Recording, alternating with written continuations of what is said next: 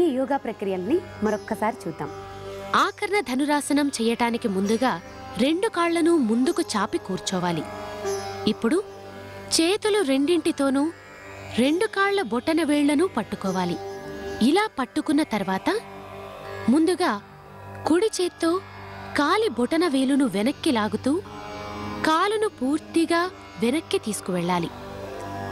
ఎడమ కాలు యథాస్థానంలోనే ఉండాలి. వెనక్కి లాగిన కుడి కాలును వీలైనంత సమయం అలాగే ఉంచి తిరిగి యథాస్థానానికి తీసుకురావాలి. ఇప్పుడు ఎడమ కాలి బొటన వేలును వెనక్కి లాగుతూ కాలును కూడా వెనక్కి తీసుకువెళ్ళాలి. ఇలా ఈ భంగిమలో వీలైనంత సమయం ఉండి యథాస్థానానికి రావాలి.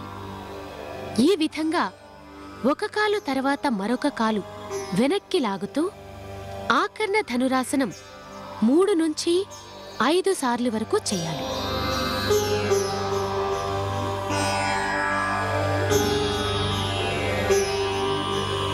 రెండవ ప్రక్రియ అధోముఖ పశ్చిమోత్తానాసనం.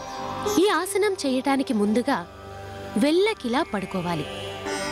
సౌకర్యవంతంగా పడుకున్న తర్వాత ఉదరం నిండుగా గాలి పీల్చుకోవాలి.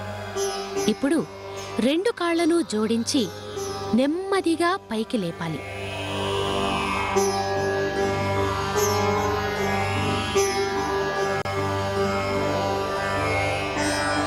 నిలువుగా కాళ్లను పైకి లేపిన తర్వాత 2 చేతుల సహాయంతో కాళ్లను ముందుకు అంటే తలవైపు నొక్కుతూ ఉండాలి.